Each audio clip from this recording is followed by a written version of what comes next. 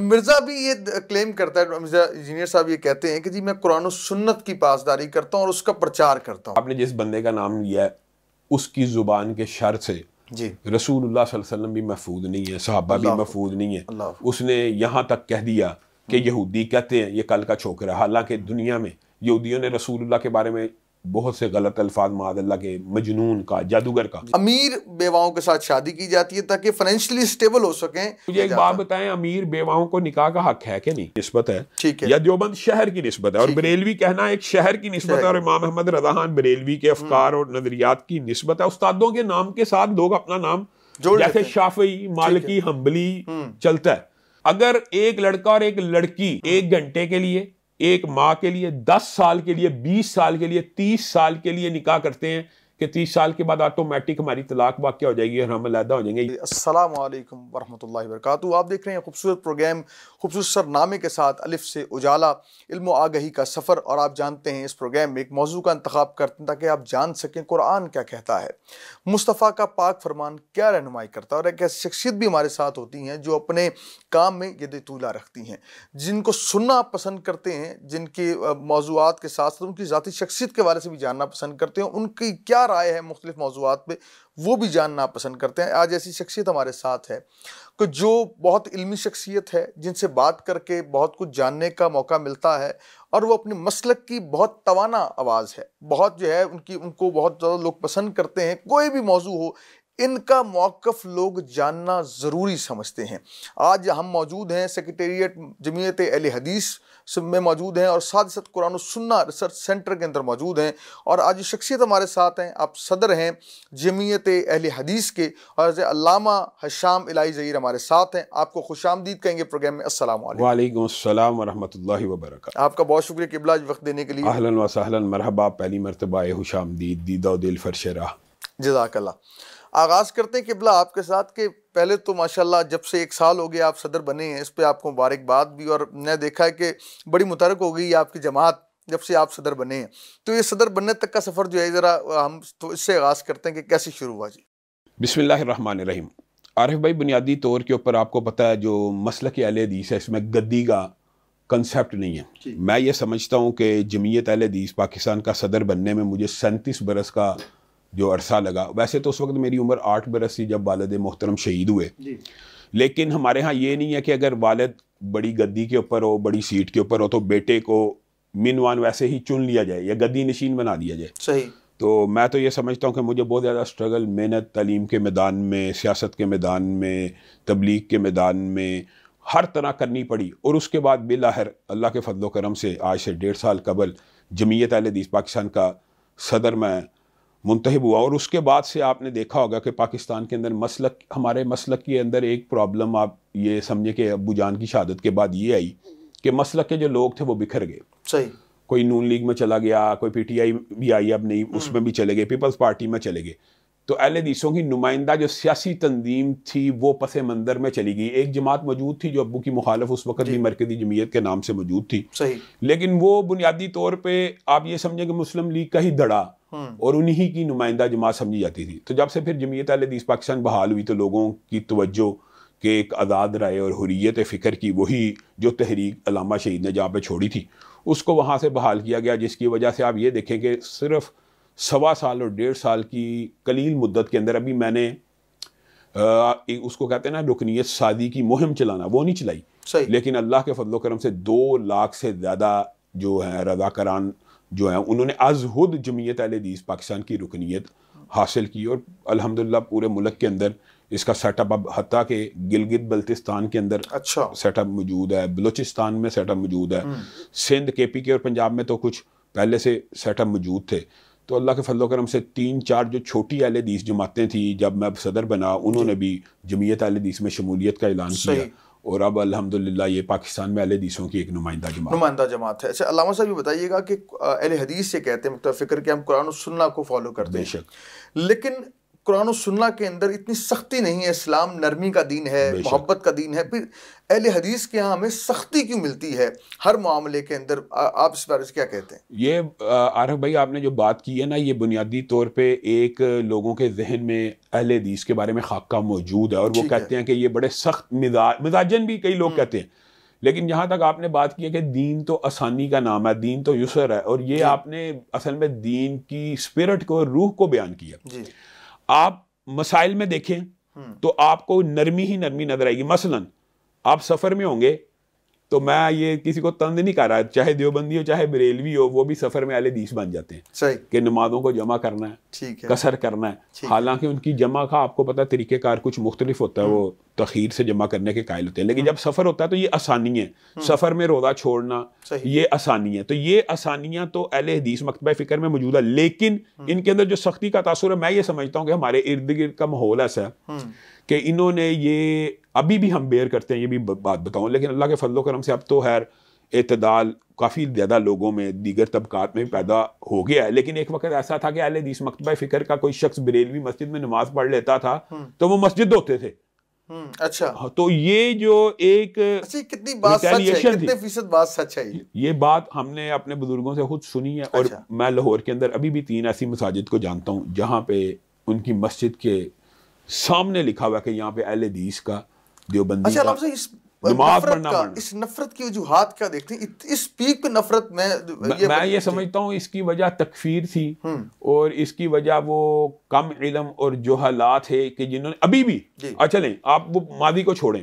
کیا ابھی اچھرے کا واقعہ آپ کے سامنے نہیں ہے؟ کیا ابھی آپ یہ سمجھتے ہیں، آپ سے میں ایک سوال پوچھتا ہوں، کیا آپ یہ سمجھتے ہیں کوئی اہل حدیث عالم دین ہو یا دیوبندی عالم دین ہو اور دین کا طالب علم ہو، وہ قرآن پاک کو توہین کے لیے جلا دے گا؟ کیا یہ ممکن ہے؟ نہیں، بالکل ایسا. یعنی یہ تو تصور، وہم و گمان. آپ خود کہتے ہیں اہل حدیث قرآن و سنت کو مانتے ہیں، اور قرآن کے اوپر تو ہر سارے مسالک، تو کیا کوئی عالم دین قرآن کو جلائے گا؟ نہیں. تو پھر یہ ہوتا کیا؟ یہ دیکھیں، اس کو کہتے ہیں کہ موب وائلنس بھی، اور عوام کے جذبات کو مینیپولیٹ اس طرح کیا جاتا ہے. آج کا واقعہ ہے، وہ اچھرے کے اندر خاتون نے ڈریس ہی پہنا تھا نا، ایسی جلاؤ مار گراؤ کے نعرے لگے. ہاں بالکل ایسی. ایک عالم دین نے نورانی قاعدہ جو ہوتا ہے وہ سیدھا اوراق، اس کے ہمارا یہ ابھی کا واقعہ ہے، 2-3 ماہ نہیں گزرے، اکاڑا میں مولوی قدرت اللہ ان کا نام تھا، انہوں نے نورانی قاعدے کے اوراق کو تلف کرنے کا ایک طریقہ جلانا، اگرچہ ہمارے معاشرے میں نہیں جلانا چاہیے کیونکہ معاشرہ ابھی اس لیول پہ اس کی عقل اور شعور نہیں پہنچا، لیکن انہوں نے تلف کرنے کے لیے نورانی قاعدہ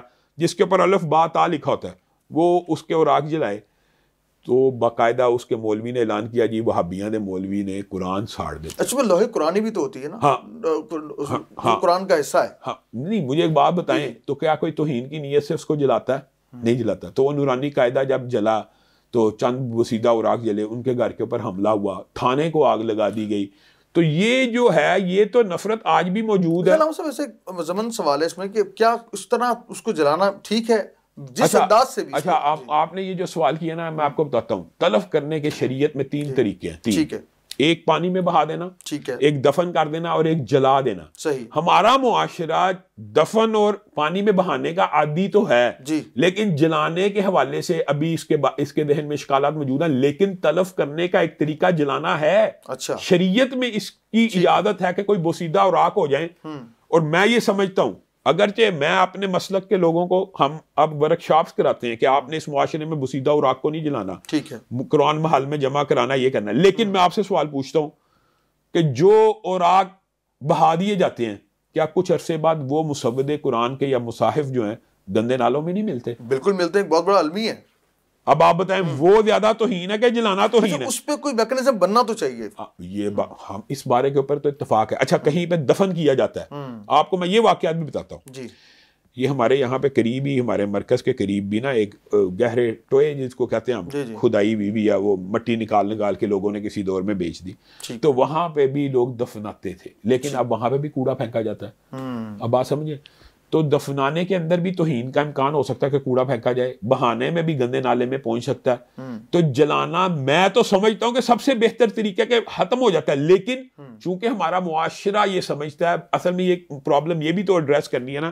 ہمارے معاشرے میں جو عیسائی جادوگر ہیں یا جو مسلمان اپنے آپ کو کہتے ہیں، وہ مسلمان ہوتے تو نہیں، جادو کا کام کرتے ہیں، وہ قرآن پاک کی توہین کر کے، کئی جادو کی قسمیں ہیں جو وہاں سے اخذ ہوتی ہے. بلیک میجک جو ہے، بلیک میجک جو کالے جادو کی 7 قسمیں اس طرح ہوتی ہیں، یا سورہ فاتحہ کا یا قرآن کو الٹا لکھنا، یا نعوذ باللہ معاذ اللہ، اس کی توہین کرتے ہوئے، جسارت کرتے ہوئے بھی تو پورا ایک گینگ آپ حیران رہ جائیں گے پکڑا گیا ہے جو قرآن پاک کو پلید اشیاء سے لکھتا. تو یہ معاشرے میں ہے. ہم اس بات کے اب کوئی اگر بندہ عربی کاغذات کو نورانی قاعدے کے بسیدہ اوراق کو جمع کر کے جلا دیتا ہے، اس میں شریعت میں قباحت نہیں ہے، لیکن معاشرے کے اندر علم نہیں ہے، اس لیے نہیں جلانے چاہیے. بالکل ٹھیک، آپ بات سمجھ. بالکل صحیح. لیکن حقیقت میں شریعت میں اس کو جلانے کی اجازت موجود ہے. یہ اگر آپ سوال کرتے ہیں موجود ہے، تو اس حوالے سے یہاں پہ ہمارے کانے کے اندر آپ کو میں آپ نے پوچھ ہی دیا تو ایک دلچسپ واقعہ بتاتا ہوں. مولانا انعام اللہ سلفی صاحب کے ساتھ یہی واقعہ پیش ہے. ٹھیک ہے.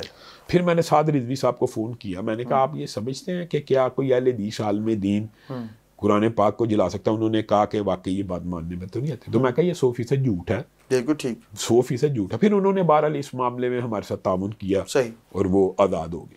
اچھا ایک سوال یہ کہ آپ بریلیوں کے بارے میں یہ کہتے ہیں کہ بریلیوں نے یہ کہا، بریلی کا تو وہ شخص بریلی کا ہوا جو بریلی میں رہتا ہے وہ بریلوی ہوا، تو ان کے ساتھ ٹیگ بریلی کا، کیونکہ سارے تو اعلیٰ حضرت جو جنہیں کہتے ہیں یہ احمد رضا خان بریلوی جن کا نام ہے، ہر شخص ان کو تعظیم تو کرتا ہے، لیکن ان سے ان کی اس طرح ایفیلیشن کر دینی، اس کو بریلیت کے خاتے میں ڈال دینا، یہ کیا آپ سمجھتے زیادتی نہیں ہے؟ ارے بھائی بنیادی طور پہ یہ سوال تو آپ کو ان سے کرنا چاہیے جو اپنے آپ کو بریلوی کلیم کرتے ہیں. میں تو یہ سمجھتا ہوں کہ میں تو دیوبندی، اور الحمدللہ دیوبند کے اندر یہ فکر اب پروان چڑھی ہے کہ وہ دیوبندی کہنا بنیادی طور پہ دارالعلوم دیوبند کی نسبت ہے یا دیوبند شہر کی نسبت ہے، اور بریلوی کہنا ایک شہر کی نسبت ہے، اور امام احمد رضا خان بریلوی کے افکار اور نظریات کی نسبت ہے. استادوں کے نام کے ساتھ لوگ اپنا نام جیسے شافعی، مالکی، حنبلی چلتا ہے. لیکن میں یہ سمجھتا ہوں یہ آپ بریلوی مکتبہ فکر کو اور دیوبند مکتبہ فکر سے یہ سوال پوچھیں کہ یار شہروں کی طرف اپنی نسبت کرنا یا تعلیمی اداروں کی طرف نسبت کر کے اس کے اوپر جم جانا، اس سے بہتر نسبت اللہ نے آپ کو دیا ہے سنت کی، تو اس کی طرف نسبت کرنی چاہیے. اور اب یہ اویئرنیس جو آپ کر رہے ہیں نا یہ پیدا ہو رہی ہے، اور بریلوی جید علماء کہتے ہیں کہ ہم اب بریلوی سے انتصاب کرنے کی بجائے ہمیں اہل سنت کہا جائے. یہ ان کی طرف سے بھی بات سامنے آتی ہے. لیکن میں یہ سمجھتا ہوں کہ اگر شہروں سے انتصاب کرنا ہو تو سب سے بہتر شہر مکہ اور مدینہ. انسان کو مکی کہنا چاہیے یا مدنی کہنا چاہیے. پھر وہ مکہ میں پیدا ہو تو پھر مکی ہو سکتا ہے. نہیں نسبت ویسے ہاں مکے میں پیدا ہو تو مکی ہونا چاہیے. لیکن یہاں میں نے دیکھا کہ بہت سارے لوگ اپنے ساتھ لکھتے ہیں المکی المدنی. اچھا اس کی بھی نسبت یہ ہوتی ہے، مثلا جو جامعہ اسلامیہ مدینہ منورہ سے پڑھتے ہیں نا تو وہ اپنے آپ کو مدنی کہتے ہیں. ٹھیک ہے. ایک دارالعلوم کی نسبت بھی انسان کے ساتھ، اس طرح جو ام القریٰ سے پڑھتے ہیں وہ اپنے آپ کو مکی کہتے ہیں. ضروری نہیں ہے پیدائش ہونا، لیکن آپ کی بات ویلڈ ہے. تو بریلوی مکتبہ فکر چونکہ اب بریلوی نام سے معروف ہے، اور میں تو بریلوی صرف اس کو کہتا ہوں، اگر آپ میرے سے پوچھیں تو جو امام احمد رضا خان بریلوی کے جو فتویٰ تکفیر کا قائل ہے تو وہی بریلوی ہو سکتا ہے. جو ان کا قائل نہیں ہے تو حقیقت میں وہ اہل سنت ہی ہوتا ہے اور وہ بریلوی نہیں ہوتا. بالکل ٹھیک ہے. اچھا کہ علامہ صاحب ایک بہت اہم سوال ہمارے یہاں کے دیکھا جا رہا ہے کہ اس دور میں لوگ ریلیشن شپ کی جانب جا رہے ہیں، اور نکاح ایکسٹرا ٹھیک ہے، اس کے اندر یہ ہے کہ لوگ نکاح کو مشکل بنا دیا گیا، زنا کو آسان کر دیا گیا ہے. تو اب اہل تشیعوں کے یہاں بھی پچھلے دنوں جو ہے نا علامہ حسین اکبر صاحب نے بھی کہا کہ ہمارے یہاں متع جو ہے وہ ٹھیک ہے، اور ان کا ایک موقف اپنی جگہ ہے. آپ کا متع کے حوالے سے کیا موقف ہے؟ بنیادی طور پہ بھائی یہ جواب تو میں نے ان کو اس وقت بھی دیا تھا. متع جو ہے نا اس کو اگر آپ سمجھیں، متع کا کہتے ہیں کانٹریکٹ میرج. ٹھیک ہے. اور وہ کہتے ہیں میرج ہے، شادی ہے، نکاح. اعتراض کیا ہے؟ اعتراض سن لیں. اہل سنت کو اس نکاح کے اوپر جو اعتراض ہے وہ یہ ہے کہ رسول اللہ صلی اللہ علیہ وسلم کی تمام احادیث اور شریعت کی تمام نصوص اس بات کو ظاہر کرتی ہے کہ نکاح کے موقع کے اوپر وقت کا تعین کرنا جائز نہیں ہے. صحیح. اگر ایک لڑکا اور ایک لڑکی 1 گھنٹے کے لیے، 1 ماہ کے لیے، 10 سال کے لیے، 20 سال کے لیے، 30 سال کے لیے نکاح کرتے ہیں کہ 30 سال کے بعد آٹومیٹک ہماری طلاق واقع ہو جائے گی اور ہم علیحدہ ہو جائیں گے، یہ بھی متع ہے. ٹھیک ہے.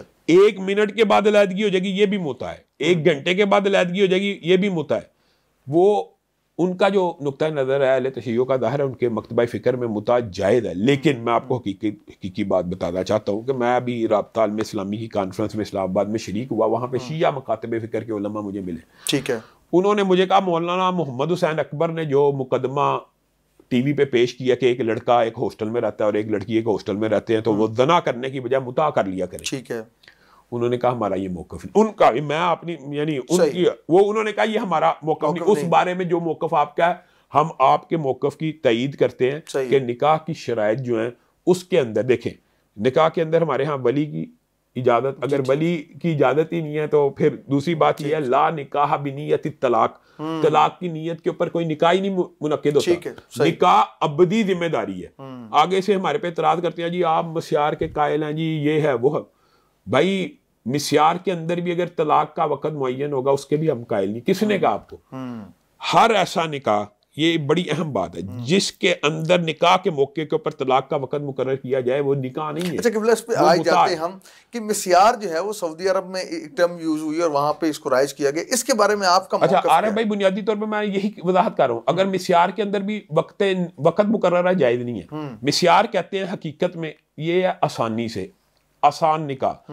جیسے آپ نے کہا کہ نکاح کو آسان کرنا چاہیے تو زنا کو مشکل بنانا چاہیے، مشکل تر ہونا چاہیے. بالکل صحیح ہے. میں کہتا ہوں ناممکنات میں کر دینا چاہیے، معاشرے کو اس طرح بنانا چاہیے کہ ناممکن ہی ہو جائے، پیدا ہوگا ایسی. اچھا وہ نکاح مسیار جو اصل میں جو جس کو جائز قرار دیا گیا ہے وہ متع نہیں ہے، وہ یہ ہے کہ میں ایک عورت کے ساتھ یہ کنٹریکٹ کرتا ہوں کہ نکاح ابدی ہے، نکاح دائمی ہے، حق مہر دائمی ہے، لیکن میرے پاس وقت کم ہے، میں آپ کو ہر روز کی بجائے 3 دن بعد وقت دوں گا، 4 دن بعد وقت دوں گا. اس کے بدلے میں عورت کہتی ہے اگر آپ مجھے برابر کا وقت پہلی بیوی جتنا نہیں دے رہے تو میں آپ کی خدمت بھی ویسے نہیں کروں گی. ٹھیک ہے. یعنی یہ انڈرسٹینڈنگ حقوق اور فرائض میں سے کچھ باتوں کو چھوڑنا، حقوق اور فرائض میں سے. ٹھیک ہے. میں ہر روز نہیں آ سکتا، میں ہفتے میں 2 دن آؤں گا. عورت ایگری کر لے نکاح سے پہلے، یہ نکاح کے بعد کی شرائط نہیں ہے. نکاح کے بعد تو اگر نکاح کیا بغیر شرط کے تو پھر تو انصاف کرنا ہی. پہلے سے ایگری ہوگی ہفتے میں 2 دن، اور خاوند ایگری ہو گیا کہ ٹھیک ہے آپ نے میرا کھانا نہیں بنانا، میرے کپڑے نہیں، میری والدہ کی. اس کو کہتے ہیں نکاح مسیار. معاہدہ تو اس میں بھی ہے، ہاں، لیکن اس میں وقت کا تعین نہیں ہے. ٹھیک ہے، وقت ہے نا کہ میں 3 دن کے لیے آؤں گا. ہاں، لیکن اس میں طلاق کا وقت مقرر نہیں ہے. اگر آپ اس کے اندر طلاق کا وقت مقرر کریں گے یہ بھی متع ہے. اچھا، یہ نکاح ابدی ہوگا، دائمی ہوگا، ہمیشہ آباد کرنے کی نیت سے ہوگا. بعد میں طلاق ہو جانا وہ تو کسی بھی نکاح میں ہو جاتی ہے، لیکن یہ جو ہے نا یہ ہمیشگی کے لیے. اچھا، لگانے والے یہ بھی الزام لگاتے ہیں علامہ صاحب کہ جو نکاح مسیار ہے اس کا فائدہ یہ اٹھا رہے ہیں کہ امیر بیواؤں کے ساتھ شادی کی جاتی ہے تاکہ فائنینشلی اسٹیبل ہو سکیں، اور جو بیچاری غریب بیوائیں ہیں ان کے ساتھ نکاح نہیں کیا جاتا. مجھے ایک بات بتائیں، امیر بیواؤں کو نکاح کا حق ہے کہ نہیں؟ تو غریب بیواؤں کو بھی تو ہے نا.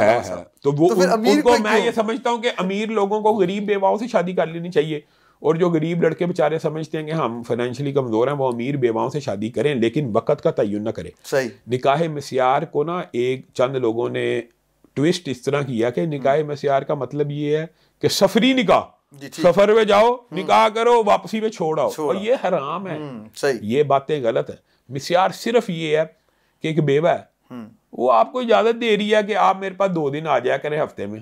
اس کو کہتے ہیں یہ آسانی پیدا کرنا حقوق اور فرائض میں، اور یہ قرآن اور سنت سے ثابت ہے.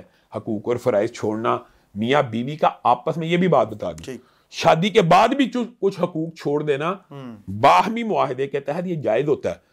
اللہ معاف کرے، میں نکاح رسول کو مسیار نہیں کہتا، لیکن رسول اللہ صلی اللہ علیہ وسلم کی اپنی زندگی کے اندر حضرت سودا کی باری، رسول اللہ صلی اللہ علیہ وسلم کو انہوں نے ہدیہ کر دیا امی عائشہ کے پاس، آپ چلے جایا کریں. تو یہ حقوق اور فرائض خاوند کا ایک دوسرے کی انڈرسٹینڈنگ سے چھوڑنا، یہ اس کو متع قرار دینا، یہ تو بہت بڑی جہالت ہے. اس میں ہر نکاح کی شرط. اچھا، متع والے پھر یہ کہتے ہیں ہمارے نکاح میں بھی ہر نکاح کی شرط. بھائی ہمارا اعتراض تو شرائط نکاح کے اوپر جو ہے ہمارا، ہاں طلاق کے اوپر. بس اتنی سی بات لوگوں کو سمجھ آنی چاہیے.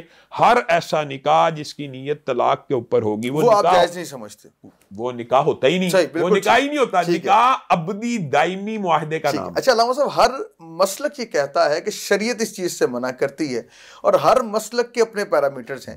تو ان کو پھر یہ کہنا چاہیے کہ ہمارا مسلک یہ کہتا ہے شریعت، تو پھر وہ جو اللہ اور اس کے رسول جس سے منع فرما دیا وہ شریعت بن گئی، جس کی اجازت دے دی وہ شریعت ہو گئی. اچھا، اس کے حوالے سے جس طرح میں چھوٹی سی عرض کرنا چاہوں آپ سے کہ ہم اس کو طلاق کے معاملے پہ آ جائیں، ہر مگر فکر کا طلاق کا جو ہے وہ اپنا اپنا مزاج ہے. کوئی 3 طلاق کو کہا جاتا ہے کہ ایک دفعہ کنسیڈر ہے، اور کوئی اہل سنت کے ہاں ہے کہ ایک بار طلاق دی تو ایک ہی کنسیڈر ہوگی، 3 بار دی تو ختم ہو گئی. تو پھر یہ باہمی جو شریعت کا نام دے کے ہر بندے نے اپنی دکان چمکا رکھی ہے، تو یہ کیا آپ سمجھتے ہیں یہ منافقت نہیں؟ میں یہ سمجھتا ہوں عارف بھائی، اس کا حل کیا ہے؟ فَإِن تَنَازَعْتُمْ فِي شَيْءٍ، اگر آپس میں تنازع پیدا ہو جائے، اللہ نے حل بتا دیا، تو اللہ اور اس کے رسول کی طرف پلٹا دیا جائے. اگر تنازع نہیں ہے تو آپ کرتے رہیں، لیکن اگر تنازع پیدا ہو گیا تو اللہ اور اس کے رسول کی طرف پلٹایا جائے. اب یہ جو 2 باتیں آپ نے کی ہیں میں اس کو بڑی آسانی سے آپ کے سامنے رکھوں گا. مثلا اہل تشیع اور اہل سنت کے درمیان یہ جو اختلاف ہے متع کا اور نکاح کا، وہ کیا، کس وجہ سے، یہ بھی سن لیں.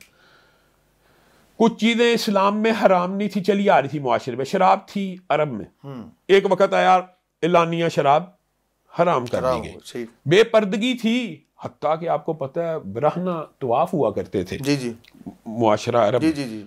آہستہ آہستہ آہستہ آہستہ آہستہ شرم حیا کے قوانین پھر پردہ واجب ہو گیا, حکمت کے ساتھ سمجھ گئے. لیکن رسول اللہ کی زندگی میں اسی طرح سن 7 ہجری تک یہ نکاح متا چلتا تھا. کنٹریکٹ میرج تھی عرب میں, 5 گھنٹے کا نکاح, 10 گھنٹے کا نکاح, 1 ماہ کا, 2 ماہ کا, سال کا, 2 سال. رسول اللہ صلی اللہ علیہ وسلم نے خیبر کے موقع کے اوپر اعلان کیا کہ آج کے بعد گھریلو گدھے کا گوشت حرام ہے اور نکاح متا کو حرام کر دیا گیا. صحیح.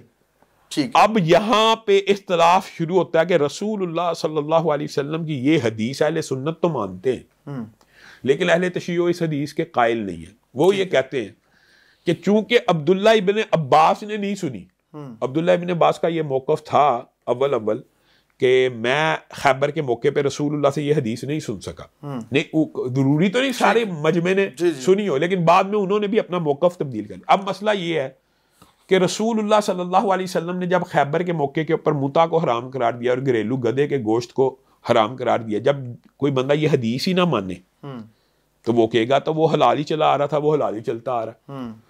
ہر فتنے کی بنیاد انکار حدیث ہوتا ہے, کوئی نہ کوئی حدیث کا انکار کر دینا. پھر فتح مکہ کے اوپر رسول اللہ صلی اللہ علیہ وسلم نے کہا اس کو میں نے قیامت تک کے لیے حرام قرار دیا نکاح متا کو. اب یہ 2 حدیثیں واضح اور بین ہو جانے کے بعد انسان یہ کہ نہیں ابھی بھی جاری و ساری ہے, تو ہمارے نزدیک یہ حدیث صحیح ہے, ان کے نزدیک یہ حدیث صحیح نہیں ہے. ٹھیک ہے, یہ بات سنیے.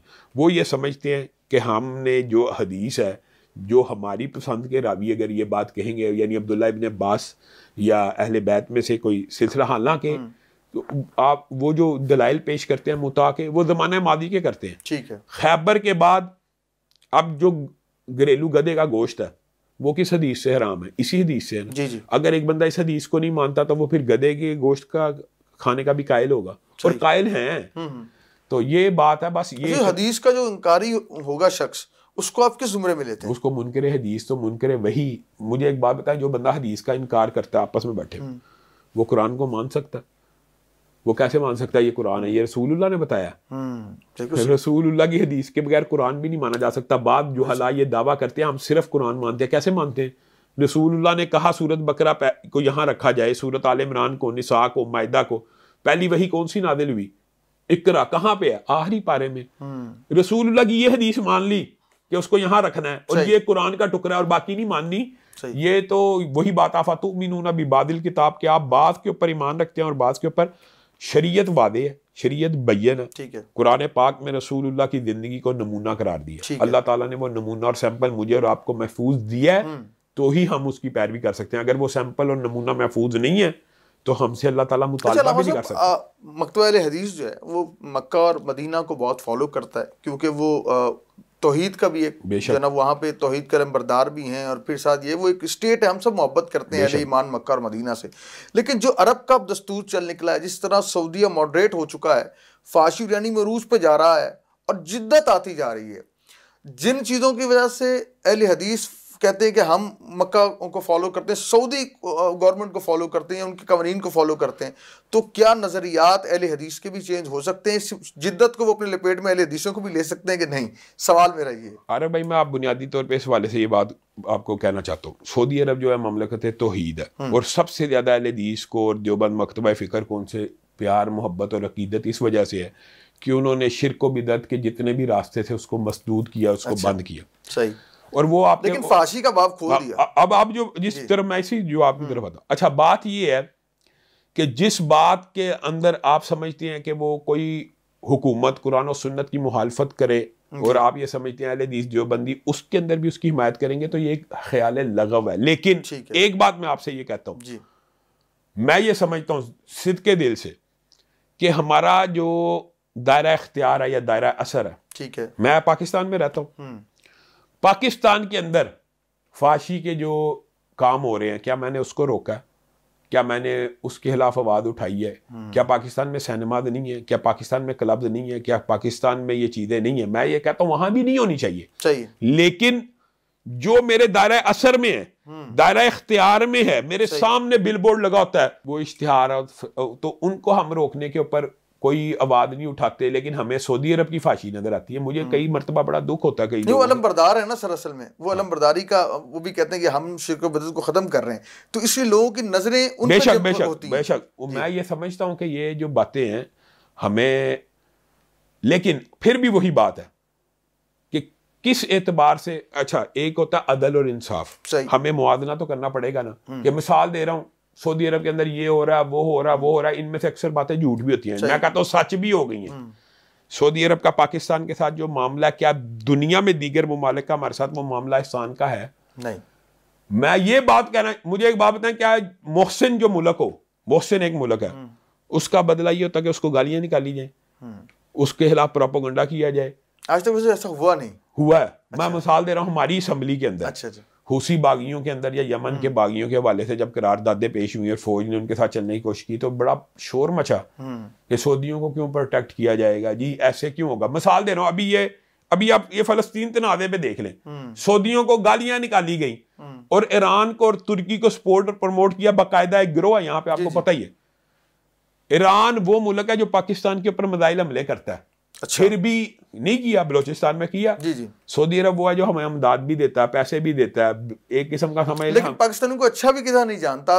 عمر پہ ماشاءاللہ میں کہتا ہوں پاکستانی ان کو اچھا نہیں جانتے, اور ان کے دل میں بھی یہ گیلا ہے کہ جس ملک اور وطن کے اوپر ہم بلین آف ڈالر لگاتے ہیں, وہ معاشرہ پھر ہمارے خلاف بات کرتا ہے. یہ تو کہ نیچرل ان کے خلاف ان کے دل میں یہ بات آ سکتی ہے, یار ان کو پیسہ بھی میں دیتا ہوں, ان کو سپورٹ بھی میں دیتا ہوں, پھر بھی ان کا میڈیا اور ان کا نوجوان میرے خلاف بولتا ہے. اور وہ ایران جو میزائل حملے کرتا ہے, وہ ایران جو پارا چنار اور کرم ایجنسی کے فسادات میں ملوث ایجنسیوں کی نظر میں ثابت ہو گیا, زینبیون بریگیڈ ثابت ہوگی, شام کے اندر مداخلت ثابت ہوگی, پھر فلسطین پورے کاس کے اندر میں لڑوں گا, میں فلسطین کے ساتھ کھڑا ہوں, میں جناب میزائل چھوڑ دوں گا, اسماعیل ہانیہ شہید ہو گئے, میں بدلہ لوں گا.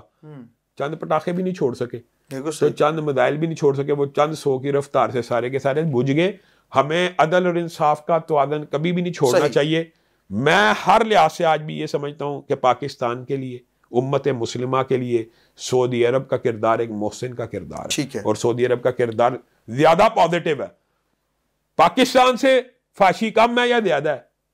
پاکستان کے پیرامیٹر سے بھی دیکھیں, پیک لیول پہ پہنچ گئے ہیں. تو پھر اب اچھا علامہ صاحب, آپ کے دوست کا ذکر ہو جائے تو پھر یہ جو ہے نا, ایسا نہیں ہے کہ اس کا ذکر انجینئر مرزے کا اگر ذکر نہ کیا جائے دوست تو مکمل نہیں ہوتا. مرزا بھی یہ کلیم کرتا ہے, مرزا انجینئر صاحب یہ کہتے ہیں کہ جی میں قرآن و سنت کی پاسداری کرتا ہوں اور اس کا پرچار کرتا ہوں. وہ بھی اس پرچار کو لے کے انہوں نے لوگوں کو جس طرح ان کا نظام ہے, آپ کا اختلاف اس سے کیا ہے؟ بنیادی طور پہ عارف بھائی, آپ نے جس بندے کا نام لیا ہے, اس کی زبان کے شر سے جی رسول اللہ صلی اللہ علیہ وسلم بھی محفوظ نہیں ہے, صحابہ بھی محفوظ نہیں ہے. اس نے یہاں تک کہہ دیا کہ یہودی کہتے ہیں یہ کل کا چھوکرا ہے, حالانکہ دنیا میں یہودیوں نے رسول اللہ کے بارے میں بہت سے غلط الفاظ معاذ اللہ کے, مجنون کا, جادوگر کا, لیکن یہ لفظ نہیں کہا یہ کل کا چھوکرا ہے. تو وہ آج تک یہی بات ثابت نہیں کر سکا. پھر وہ کہتا ہے حسن تے شیعی کوئی نہیں, فلاں تے شیعی کوئی نہیں. حسن وہ کہتا ہے کہ رسول اللہ, اب بعد میں وضاحت میرے کلپس کے بعد اس نے دی, میں یہ کہتا ہوں رسول اللہ کی بھائی, حتیٰ کہ اس نے یہاں تک کہہ دیا انبیاء بھی شیعی کوئی نہیں. حالانکہ انبیاء اللہ کے نزدیک شیع ہوتے ہیں, اللہ کے مقرب بندے ہوتے ہیں. تو اللہ نے خلیفہ بنایا, تو وہ تو انسان کو بھی بنایا, لیکن کہنے مطلب یہ جو انداز زبان ہے یا انداز بیان ہے, بد زبان. ابن تیمیہ, علامہ احسان اللہ دیر شہید, دنیا کے جتنے بزرگ علماء, امام احمد ابن حنبل کو بھی بابا کہہ کے ریجیکٹ کرنا, حضرت حسن کی توہین کرنا, نبیوں کی توہین کرنا, حتیٰ کہ یہاں تک کہہ دیا کہ اگر یونس علیہ السلام بھی ہوتے ہیں میرے پہ رشک کرتے ہیں, ان کا 1 لاکھ فالوورز تھا, میرے آج 20 لاکھ سے اوپر فالوورز. اچھا اب مجھے یہ بات بتائیں, یہ بدتمیزی کون سی قرآن و سنت؟ اچھا اس کی زبان کے شر سے ہمارے بارے میں وہ جو الفاظ کہتا ہے آپ سن لیں, اور الٹا یہ الزام لگاتا ہے کہ یہ لاہور کے جو بھائی ہیں یہ مجھے گالیاں دیتے ہیں. آج تک مجھے بتائیں میں نے اس کو کہاں پہ گالی دی ہے؟ علم اور دلائل کی دنیا میں اس کو یہ کہا, بھائی آپ لوگوں کو کہتے ہیں کہ بغیر ترجمہ قرآن پڑھنا ایسے ہے جیسے فرینچ میں گالیاں نکالنا. آپ بتائیں بغیر ترجمہ قرآن پڑھنا گالیاں نکالنا ہوتا ہے؟ ثواب پھر بھی ثواب ملتا ہے, پھر بھی الف لام میم اگر کا کوئی مطلب نہیں تو ثواب ملتا ہے نا, 30 نے کیا ملتی ہے. اس کے ساتھ بنیادی جو اختلاف ہے یہ بھی سمجھ لیں. ایک تو یہ جنرل میں نے بد زبانی اور اس کے نظریات، اب تو خیر اس کے نظریات نے بہت ہی غلط ڈائریکشن بھی لے لیا، اور اس حوالے سے وہ ہمارے ایک دوست ہیں یاسر ندیم واجدی صاحب کا، آپ ان کا پورا ایک تحقیقاتی پروگرام بھی دیکھ رہے ہیں، اور یہ 100% اس کے پیچھے ہے کون علامہ صاحب؟ اس کے پیچھے بنیادی طور پہ میں تو مرزا محمد علی جیلمی کو رافضی بندہ سمجھتا ہوں، اور عالمی جو قوتیں ان کا ایجنٹ سمجھتا ہوں. اس کی وجہ سن لیں. آپ کہتے ہیں قرآن و سنت کی بات کرتا ہے، قرآن اور سنت صحابہ کو رضی اللہ کہتا ہے، اللہ ان سے راضی ہو گیا. وہ کلیم کرتا ہے نا. ہاں نہیں، اللہ ان سے راضی ہے، صحابہ سے اللہ راضی ہے. میں کہتا ہوں صحابہ معصوم عن الخطا نہیں ہے، لیکن مغفور عن الخطا ہے کہ نہیں؟ اللہ نے ان کو معاف کر دیا، اللہ ان سے راضی ہو گیا. تو کون ہوتا ہے ان سے ناراض ہونے والا؟ تو ہو جا، تو ہو جا ناراض. تیری ناراضگی سے صحابہ کی شان میں کوئی فرق نہیں پڑے گا. جب کوئی بندہ، میں آپ کو ایک بات بتاتا ہوں عارف بھائی، یہ اہل حدیث کا اور دیوبند کا اور اصل میں تو اہل سنت کا بھی، بریلوی کا بھی یہ نقطہ نظر تھا، لیکن ان میں اب کچھ لوگ ایسے پیدا ہو گئے جو رافضیوں کے ہم نوا بن گئے کہ کوئی شخص اگر صحابی کی عزت نہیں نہ کرتا وہ اپنی ہر عزت کا حق کھو دیتا ہے. صحیح. ایک بندہ صحابی رسول کی، اچھا امام ابن تیمیہ کا ایک عظیم قول ذہن میں آ گیا کہ انہوں نے کہا جو رافضی ہوتے ہیں نا وہ عیسائیوں اور یہودیوں سے بھی بدتر ہیں. رافضی کسے کہتے ہیں؟ رافضی لفظ کی ٹرانسلیشن یہ ہے ایسا شخص جو کسی ایک صحابی کو بھی گالی دے، ٹھیک ہے، اس کو رافضی کہتے ہیں. تو امام ابن تیمیہ نے کہا رافضی جو ہے عیسائیوں اور یہودیوں سے بدتر ہیں. وجہ، عیسائیوں نے بھی اپنے نبی کے ساتھیوں کو برا بلا نہیں کہا، یہودیوں نے بھی موسیٰ کے ساتھیوں کو برا بلا نہیں کہا. یہ رافضی ایسے بدبخت ہیں کہ اپنے نبی کے سسرال کو، اپنے نبی کی بیویوں کو، اپنے نبی کے صحابہ کو برا بلا کہنا شروع ہو گیا. اب بتائیے روافض کے نزدیک امی عائشہ بھی بری ہیں، امی حفصہ بھی بری ہیں، ام حبیبہ بھی بری ہیں. ٹھیک، یعنی رسول اللہ کی 3 بیویاں بری، رسول اللہ کے دماد حضرت عثمان بھی برے، رسول اللہ کے 2 سسر حضرت ابو بکر و عمر بھی برے، رسول اللہ صلی اللہ علیہ وسلم کے برادر نسبتی حضرت امیر معاویہ بھی برے، رسول اللہ کے سسر حضرت ابو سفیان بھی برے. انہوں نے رسول اللہ کے خاندان کا یہ نقشہ بنایا ہوا، تو ان کو روافض کہتے ہیں. اور یہ مرزا جیلمی ان کا فرنٹ مین ہے. اس نے اول عقیدہ توحید اختیار کر کے لوگوں کے ذہن میں یہ بات پھیلانے کی کوشش کی کہ میں یہ شرک و بدعت کے خلاف ہوں، اور آج کل وہ شرک و بدعت کی معراج پہ پہنچ چکا ہے. اللہ کے بارے میں اس کا وہی عقیدہ بن گیا جو صوفیوں کا ہے کہ اللہ ہر چیز میں ہے، اللہ ہر جگہ میں ہے. پہلے صوفیوں سے مطلب تصوف کے جو درگاہیں ہیں، صحیح، ان کے اچھا درگاہوں کے بارے میں آپ کا کیا خیال ہے علامہ صاحب؟ ذکر زمن چھڑی گیا ہے. جی، میں یہ سمجھتا ہوں کہ جب تک خانقاہی نظام تعلیم و تربیت کا تھا وہ کچھ بہتر تھا، لیکن جب سے اس خانقاہی نظام میں تصوف آ گیا، اور تصوف تو حقیقت میں اصطلاح تھی زہد اور تقوی کی اور احسان کی، لیکن تصوف کی اصطلاح کو انہوں نے ایسے کر دیا جیسے شریعت کے پیرالل ایک طریقت، آپ نے لفظ سنا ہوگا. انہوں نے کہا یہ ایک پیرالل میدان ہے شریعت کے بالکل عین، جہاں پہ صوفی چاہے ایک نماز بھی نہ پڑھے. مجھے ایک بات بتائے، جو بندہ نماز نہیں پڑھتا 5 وقت کی، کیا وہ مسلمان ہے حقیقت میں؟ نہیں، وہ تو صوفی کا تو تعلیمات ہی یہی ہے، نماز پڑھنا.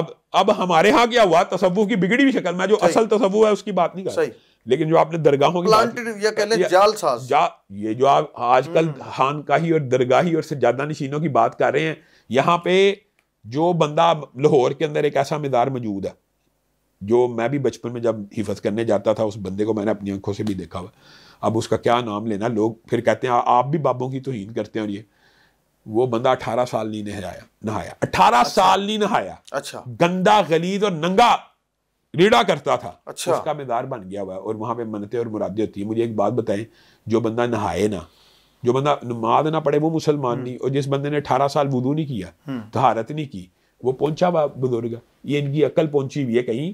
یہ جو فیلڈ درگاہوں کا ایک کنسیپٹ وہ ہے جس میں اصل زہد تقوی احسان کا، وہ مجھے دکھا دیں کوئی درگاہ. آپ درگاہوں پہ چلے جائیں، وہاں پہ بھنگ چل رہی ہے، وہاں پہ ڈانس ہو رہا ہے، وہاں پہ موسیقی چل رہی ہے، وہاں کا جو مجاور ہے وہ 5 وقت کی نماز نہیں پڑھتا، اور وہ پہنچا ہوا بزرگ. اچھا علامہ صاحب ایک اور چیز، آپ کا یہ قرآن و سنت ناصرت سینٹر ہے ماشاءاللہ، اور یہاں پہ 1000 لوگ کھانا کھاتے ہیں ماشاءاللہ. اور سب سے یونیک بات جو مجھے بڑی اٹریکٹ کی، آپ نے بتائی تو خوشی ہوئی کہ خواتین کے لیے ایک علیحدہ مسجد کا اہتمام. میرے لیے یقین کریں، میں جب سے نا اس بات سے باہر نہیں آ رہا خوشی سے کہ الگ ایک مسجد بنائی گئی، پھر یہاں پہ باقاعدہ بچوں کو اسکول کی تعلیم کے ساتھ حفاظ بھی پیدا یہ ادارہ کر رہا ہے. اچھا خانقاہ کے اندر بھی یہ چیزیں ہوتی ہیں. اب علی عثمان علی حجویری داتا صاحب جن کا لقب ہے پورے لاہور کو داتا کی نگری بھی کہتے ہیں, اس کے ہم دیکھتے ہیں کہ داتا صاحب کا جو مزار ہے, مزار کے ساتھ ملک مسجد ہے, اور میرے خیال لاہور کے اندر سب سے بڑی بات جماعت نماز وہاں ادا ہوتی ہے. قرآن محل میں 24 گھنٹے قرآن پڑھا جاتا ہے. اب جو سراؤنڈنگ میں مزار کے باہر کو اگر چرس پی رہا ہے, کوئی ڈول سے تھا, کس نے روکنا؟ اس کو نہیں, اس کو علی حجویری نے تو نہیں روکنا. داتا صاحب جن کا لقب ہے انہوں نے وہ اپنا کام کر گئے. اس کے مجاور ہیں وہ کیا کر رہے ہیں؟ وہ تو محکمہ اوقاف ہے, وہ تو اس وقت محکمہ اوقاف کی زیر گدی نشین بھی ہوتے ہیں, وہاں پہ گدی نشین ہے نہیں. وہ طارق بخاری صاحب کو روکنا چاہیے, پھر ڈی جی محکمہ اوقاف کو ان کو روکنا چاہیے نا. دوسری بات یہ میں ویسے بھی کہتا ہوں مجاور ہوتے ہیں ہر مزار کے, لیکن ان کا کردار کیا ہے؟ ان کا کردار کیا ہے؟ یعنی یہ جو گدی نشین ہیں ہماری اسمبلیوں میں 84 سے زیادہ گدی نشین مختلف مزاروں کے پہنچے ہوئے ہیں. آپ ان میں سے کوئی ایک شخص ایسا دکھا سکتے ہیں جو فجر کی جماعت کرا سکے؟ تو یہ کس چیز کے گدی نشین ہے؟ یہ صوفی. اچھا دوسری بات یہ ہے تصوف کے جو بگڑے ہوئے نظریات ہیں کہ اللہ رب العزت ہر چیز میں ہے, ہر محلوق میں ہے, ہر منظر میں ہے, ہر پس منظر میں ہے. الرحمن علی العرش استوی کا جو عقیدہ ہے وہ کہاں گیا کہ رحمان اپنی جو رحمان ہے وہ اپنے عرش کے اوپر متمکن ہے, جیسے ان کی شان کو لائق ہے. اللہ ایک صورت میں تو نہیں ہے نا. نہیں دیکھیں اب یہ جو آپ کنسیپٹ کہتے ہیں, یہ تصوف ہمارے معاشرے میں اتنی پھیل چکی ہے کہ ہم یہ سمجھتے ہیں کہ اللہ مخلوق میں بھی ہے. ٹھیک ہے, اللہ مخلوق میں نہیں ہے, اللہ مخلوق سے جدا ہے. آپ اس کا تصور آپ جیسے آپ پیش کرنا چاہتے ہیں, میں کہتا ہوں آپ نہ مانیں اس کے اوپر. لیکن اگر آپ یہ کہتے ہیں کہ یہ زمین مخلوق ہے, انسان مخلوق ہے, جانور مخلوق ہیں, چرند پرند مخلوق ہیں, یہ زمان, تو اللہ تعالیٰ ان مخلوقات کے اندر بھی ہے. تو یہ عقیدہ صوفیہ کا باطل ہے. اس کو وحدت الوجود, جو قرآن میں اللہ کہتا ہے میں شارک سے قریب ہوں, وہ کس صورت میں؟ ہاں یہ اللہ تعالیٰ قریب ہے. مثال دے رہا ہوں, اللہ تعالیٰ کی مخلوق جو ہے, اللہ کی ہم مخلوق ہیں, وقت زمان مکان اللہ کی مخلوق ہے. بنیادی طور پہ جو وقت ہے, یہ جو فاصلہ, یہ ساری اللہ تعالیٰ کی مخلوقات ہیں, اور اللہ تعالیٰ کی دسترس میں اللہ کے نزدیک فاصلہ کچھ بھی نہیں ہے. یہ میں ایک بات بس وضاحت کرنا چاہتا ہوں, یہ انسان کے لیے, یہ مخلوقات کے لیے فاصلوں کی اہمیت ہے. اللہ کی بعض مخلوقات کا آپ تیز رفتاری کا اندازہ کریں کہ بعض روایات میں آتا ہے کہ جس وقت یوسف کو کنویں میں دھکا دیا گیا نا, تو جبریل امین عرش عظیم کے پاس تھے, اور جبریل امین آپ کو پتہ ہی ان کے پر ہیں, اور ساری ان کی رفتار کے بارے میں کہ اللہ تعالیٰ نے کہا کہ اس کے پاؤں زمین کے کنویں پہ نہ لگے, تو ان کا پر ان کے پاؤں کے نیچے آ گیا. عرش کی بلندیوں ہے, تو ایک اللہ کی مخلوق نظر بھی ہے, ایسے اٹھائیں کہاں تک پہنچ جاتی ہے. تو یہ اللہ رب العزت کا علم, اللہ تعالیٰ کی سماعت و بصارت جو ہے یہ ہر جگہ پہ ہے. اللہ تعالیٰ شہرگ حیات سے بھی زیادہ قریب ہے. اللہ بندہ اللہ کے قریب ہو یا نہ ہو, اللہ تو ہر مخلوق کے قریب ہے. اچھا واقع معراج میں اللہ فرماتا ہے کہ کعبہ قوسین والا جو معاملہ ہے کہ 2 کمانوں والا, اس کے بارے میں تو ہمارا آپ کو پتہ ہے نقطہ نظر جو ہے بریلوی مکتبہ فکر سے فرق ہے. وہاں پہ ہم سمجھتے ہیں کہ اور یہ قرآن و سنت کی جتنی تفاسیر پڑھی ہوئی آپ پڑھ لیں, اس سے مراد جبریل امین کی ذات ہے. اور دوسری بات, لیکن اب چونکہ آپ نے کہہ دی ہے, تو جو آپ کے سوال کا دوسرا پارٹ تھا کہ اللہ رب العزت کی کوئی ذات, ایک بار یاد رکھے, اللہ تعالیٰ نہ مبہم ہے, نہ اللہ تعالیٰ گورکھ دندہ ہے. اللہ کی ایک ذات ہے. وجوہ یومئذ ناظرہ الی ربہا ناظرہ, یہ قرآن کی آیت ہے. کل قیامت کے دن جنتی اپنے رب کا دیدار کریں گے. ذات ہے تو دیدار ہوگا نا, کس صورت میں دیدار ہوگا؟ ہاں, تو یہ بھی رسول اللہ صلی اللہ علیہ وسلم نے فرمایا, جس طرح تم 14ویں کے چاند کا دیدار کرتے ہو اور تمہاری آنکھوں کے اوپر کوئی بھار نہیں پڑتا, بعین اسی طرح تم کل قیامت کے دن اپنے رب کا دیدار کرو گے. جب موسیٰ علیہ نبی نا جو ہے وہ کوئی طور پہ جلوہ دیکھ کر, ہاں جی, اب یہ دیکھیں بنیادی طور, اب آپ بات سمجھیں, بنیادی طور پہ اس دنیا میں اللہ رب العزت نے انسان کی آنکھ کو, یہ مخلوق کی کسی بھی مخلوق کو اپنے دیدار سے محروم رکھا ہے, لیکن قیامت کے دن ہر جنتی کو یہ دیدار ہونا ہے. اور دوسری بات جو آپ کے سوال کا بڑا اہم جزء ہے, جو میں یہ کہنا چاہتا ہوں کہ انبیاء مخلوقات میں سب سے افضل ہیں, ہم سب کا عقیدہ. اگر اللہ انبیاء میں نہیں ہے تو اللہ رب العزت پھر مخلوقات میں نہیں ہے. انبیاء بھی کہتے ہیں کہ میں عبد اللہ, انی عبد اللہ آتانی الکتاب وجعلنی نبیا. مخلوق بھی اللہ کے بندے ہوتے ہیں. وَجَعَلُوا لَهُ مِنْ عِبَادِهِ جُزْءً, اللہ کہتا ہے کہ کیا تم بندوں کو میرا جز بنا دیتے ہو, اللہ کے جز کا, اللہ کی ذات کا. حضور کو دیدار ہوا اللہ کا معراج کی رات, حضور صلی اللہ علیہ وسلم کو جو دیدار ہوا وہ صحیح حدیث میں وہ خواب میں ہے, اور معراج کی رات میں ہمارا عقیدہ کہ رسول اللہ صلی اللہ علیہ وسلم کو دیدار نہیں ہوا, لیکن خواب میں ہوا. خواب میں اللہ رب العزت, تو نبی کے خواب بھی سچے ہوتے ہیں. نبی کا خواب وہی ہوتا ہے یار، نبی کا خواب شریعت ہوتا ہے. تو یہی امی عائشہ نے اسی چیز کی وضاحت کی تھی کہ جو شخص یہ کہتا ہے کہ معراج کی رات کے اوپر اللہ کا دیدار ہوا وہ جھوٹا ہے، لیکن جو شخص کہتا ہے کہ خواب میں دیدار ہوا وہ شخص سچا ہے. اور دیدار باللہ ہر جنتی کو ہو جانا ہے اللہ کے. تو یہاں پہ میں یہ کہنا چاہتا ہوں کہ مرزا جہلمی اتنا بد عقل، اور میں اگر آپ نے پوچھ لیا نا یہ جو سوال کی ابتدا آپ نے کی ہے، اس کی 2 کوڑی کی 2 ٹکے کی علماء کے اندر حیثیت نہیں ہے. دیکھیں میرا اختلاف مکتبہ دیوبند سے ہے، لیکن مفتی تقی عثمانی کی علماء میں حیثیت ہے. آپ اگر کہ ان کی حیثیت نہیں تو آپ جاہل ہیں. اگر آپ مفتی منیب کو کہیں کہ میرا ان سے اختلاف ہے، اس کی کوئی حیثیت نہیں، حیثیت ہے. اب آپ سے میں سوال پوچھتا ہوں کہ مفتی منیب یا مفتی تقی عثمانی یا علماء کا جو گروہ ہے اس میں علماء کی حیثیت ہے. مرزا جہلمی کہاں پہ سٹینڈ کرتا ہے؟ اس کی علماء میں 2 کوڑی کی ویلیو نہیں ہے. جہلاء کے اندر اس کا جو مقام و مرتبہ ہے وہ اس کے باطل فاسد بد عقل نظریات کی وجہ سے ہے. جو جہلاء ہیں وہ جہلاء کا عالم ہو سکتا ہے، علماء کے اندر اس کی کوئی علمی حیثیت بھی نہیں. صحیح درست فرما رہے ہیں. علامہ صاحب یہ بتائیے گا، نوجوان ہمارا اس دور کا نوجوان جو جدت سے جڑا ہوا ہے اور ماڈریٹ ہے اور ماڈرنزم کو پسند کرتا ہے، وہ کیوں پھر مرزا جہلم کے ساتھ اٹیچ ہوتا ہے؟ کیا ہمارے محراب ممبر سے وہ صدا نہیں آ رہی، یا ہم حق ادا نہیں کر پا رہے؟ کیا وجہ بن رہی ہے؟ آپ سے اختلاف علماء کے نوجوانوں کو متنفر کر رہے ہیں یا کوئی اور معاملہ ہے؟ اچھا مجھے ایک بات بتائیں. جی یہ سوال میں آپ سے صرف سمجھانے کے لیے، نوجوان گلوکاروں کی طرف کیوں اٹریکٹ ہوتے ہیں؟ نوجوان فلمی اداکاروں کی طرف کیوں اٹریکٹ ہوتے ہیں؟ نوجوان جیز اور پاپ میوزک کی طرف کیوں اٹریکٹ ہوتے ہیں؟ نوجوانوں کا کسی طرف اٹریکٹ ہونا اس کے حق و صداقت کی نشانی نہیں، شیطان کی طرف زیادہ اٹریکشن ہوتی ہے. اور آپ معاشرے کو اٹھا کے دیکھ لیں، آپ کے پورا معاشرہ جو ماڈرنزم کا شکار ہے، ان کے ہیرو انڈیا کے ہیرو ہوں گے یا بالی ووڈ یا ہالی ووڈ کے ہیروز ہوں گے، تو وہ ان کی طرف اٹریکٹ کیوں ہوتے ہیں؟ یہ کوئی دلیل نہیں ہے. ہاں آپ بات سنیں ہوتے کیوں؟ مذہب کے قریب کیوں نہیں ہے، میرا سوال یہ جو میں آپ کو نہیں، ویسے بھی مرزا جہلمی اور غامدی جیسے لوگوں کے ساتھ لوگ اٹریکٹ کیوں ہوتے ہیں. سنیں، مرزا جہلمی اور غامدی صاحب کے نزدیک موسیقی حلال ہے. صحیح ہے. رسول اللہ صلی اللہ علیہ وسلم نے فرمایا ہے، بخاری شریف کی حدیث ہے کہ ان قریب میری امت موسیقی کو حلال کرے گی. بھائی کوئی چیز حرام ہے تو حلال کرے گی نا، جو پہلے سے حلال ہے اس کو کون حلال کرے گا؟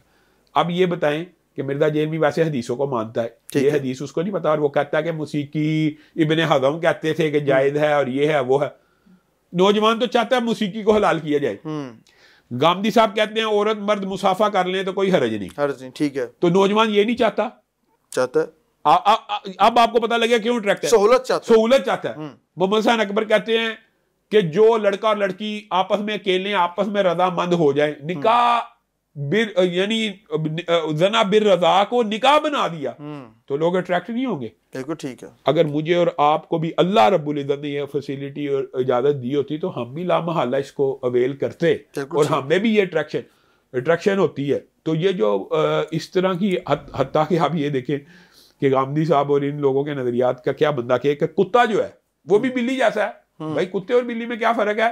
کتا جیسے یورپ پالتا ہے نا، مسلمان تو بلی پالتا ہے. اور بلی کے وہ کہتے ہیں جی بلی بھی تو ویسے ہی ہے، بلی بھی ذو ناب ہے. تو کتے میں اور بلی میں ان کو فرق، جن لوگوں کو یہ فرق، شکار کے لیے تو رکھ سکتے ہیں آپ کتا، جہاں جہاں پہ اجازت ہے حفاظت کے لیے، شکار کے لیے. اس کی وجہ بھی یہ ہے کہ اس کو تعلیم تعلیم جو ہوتی ہے وہ انسان کے اوپر سے بہت چیزیں، آپ کو پتا کتے کو بھی جب تعلیم دی جائے، عقاب بعض شکروں کو تعلیم دی جاتی ہے، ان کو سدھایا جاتا ہے شکار کے لیے، تو ان کے اندر سے وہ نجاست اس کام کے لیے ختم اللہ تعالیٰ فرما دیتے ہیں. تو بنیادی طور پہ، لیکن میں ویسے کہہ رہا ہوں جو اصطلاحات جن کو چاہیے، جن کو موسیقی چاہیے، تو لوگوں نے ان کی طرف اٹریکٹ ہونا کہ ہمارا جو رستہ ہے دین کا، شریعت کا، میں اپنی بات نہیں کر رہا، علماء دین کا، اس کے اندر نوجوان کو یہ فیسلٹی نہیں ملے. وہ نوجوانوں کو کہیں گے بھائی 5 وقت کی نماز پڑھنی ہے. مرزا جہلمی کہے گا یار تو ظہر اثر کٹھی کر لیا کر، مغرب عشاء کٹھی کر لیا کر، ساری زندگی اس طرح گزار لے. تو نوجوان سہولت چاہے گا کہ ہمارے پاس آئے گا، وہ کہے گا کہ یہ تو یار بڑے سخت ہے. ہم کہیں گے نماز نہ پڑھنے سے انسان دائرہ اسلام سے خارج ہوتا ہے، یہ دین و شریعت ہے تاکہ یہ پڑھیں. وہ کہے گا نہیں یار کچھ بھی نہیں ہوتا. تو لوگ آسانی چاہتے ہیں، لوگ اس کی طرف اٹریکٹ ہوتے ہیں کہ اس کے مسئلے آسان ہیں. اچھا مجھے ایک بات بتائیں، آپ یہ جو خانقاہی اور درباری نظام کو کی پروموشن دیکھتے ہیں، اس کے اندر بھی تو یہی ہوا نا کہ میں سارے پیروں کی بات نہیں کرتا، لیکن یار تو نماز نہیں پڑھی. حتیٰ کہ میں آپ کو حیران رہ جائیں گے، میرے پاس اشتہار پڑا ہوا ہے، میں آپ کو دکھا دیتا ہوں کہ اس میں لکھا ہوا ہے جن لوگوں نے نمازیں نہیں پڑھی نا وہ ہمارے دربار پہ آ کے دیگے دے دیں، وہ بھی پوری ہو جائے گی. اچھا، یعنی شارٹ کٹ نہیں ہے، پیر کے دربار پہ دیکھ دے دی جائے، کوئی نماز نہ پڑھی جائے، حتیٰ کہ یہاں تک ان کے ہاں طریقت کے اندر آتا ہے کہ ایک وقت آتا ہے کہ اللہ تعالیٰ نماز بھی معاف کر دیتے ہیں صوفیوں کے اوپر. یہ کہاں پہ ہے؟ یہ طریقت کا جو یہ اہل سنت کے ہاں ہے. اہل سنت کے اندر بھی دو طبقات ہیں. ایک وہ ہے جو دین اور قرآن اور شریعت اور نصوص کے ساتھ چمٹے میں، اور ایک وہ ہیں جو طریقت کے رستے ہوئے چلتے ہیں، جو یہ کہتے ہیں، حتیٰ کہ میں نے آپ حیران رہ جائیں گے، ایک گدی ہے، نام لینے میں اب حرج نہیں ہے، علم پھیل جو سیالوی گدی ہے، آپ کو پتہ، مشہور. ایک دفعہ بات ہوگی موسیقی کے اوپر، تو ٹی وی کے اوپر بڑی بات، تو اس نے میرے وہاں پہ تو ان سے جواب نہ بن پایا. بالکل صحیح. تو بعد میں انہوں نے کہا کہ موسیقی کے حلال ہونے کی یہی سب سے بڑی دلیل ہے کہ میں نے خواب دیکھا تھا اور رسول اللہ صلی اللہ علیہ وسلم ڈھول بجا رہے تھے. اب مجھے ایک بات بتائیں، یہ دلیل ہے؟ استغفر. جن لوگوں نے اس طرح کی دلائل گھڑنے ہوں، یہ کس نے کہا سر؟ یہ سیالوی کی بندہ، وہ فوت ہو گئے ہیں، مطلب کہ انہوں کا یہ کول آپ ابھی نیٹ پہ اٹھائیں مل جائے گا. موسیقی کے حلال ہونے کی دلیل یہ ہے.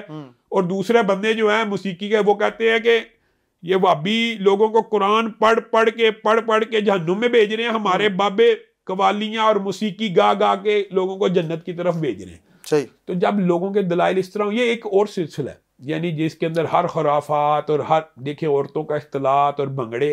داتا صاحب کے بارے میں کیا آپ کا عقیدہ ہے؟ میں کہتا ہوں یہ جتنے بزرگان دین تھے نا، حضرت علی حجویری، آپ ان سے بھی اوپر چلے جائیں، امام ابو حنیفہ رحمہ اللہ، امام احمد ابن حنبل، امام مالک، یہ جتنے بزرگ ہیں، انہوں نے اگر تو یہ کہا ہے نا کہ ہماری بات قرآن و سنت سے ٹکرائے تو ہماری مان لو، تو یہ سارے باطل تھے. ٹھیک ہے. اگر تو انہوں نے کہا بھائی اللہ رسول کی جہاں پہ بات آئے ان کے پیچھے چلنا، تو یہ سارے حق پہ تھے. صحیح. میں ان کو حق پہ سمجھتا ہوں کہ جن لوگوں نے یہ کہا ہے کہ ہماری بات اگر حدیث کے مقابلے پہ آئے تو اس کو دیوار سے دے مارو، امام ابو حنیفہ رحمہ اللہ، تو یہ لوگوں کو قرآن اور سنت کی طرف لانا چاہتے تھے. بالکل صحیح. ہم میں سے بعض لوگوں نے اپنے نفس پرستی کا شکار ہو کر ان کے ساتھ وہ باتیں منسوب کر دی ہیں جو دین اور شریعت میں ہی نہیں. حتیٰ کہ چلیں امام احمد رضا خان بریلوی صاحب کو ہم آپ کو پتہ ہے اہل حدیث متشدد سمجھتے ہیں، اور تکفیر کے فتوے انہوں نے اہل حدیثوں پہ لگائے، سلام کرنے، نکاح ٹوٹنا، یہ وہ بھی موسیقی کے قائل نہیں ہیں.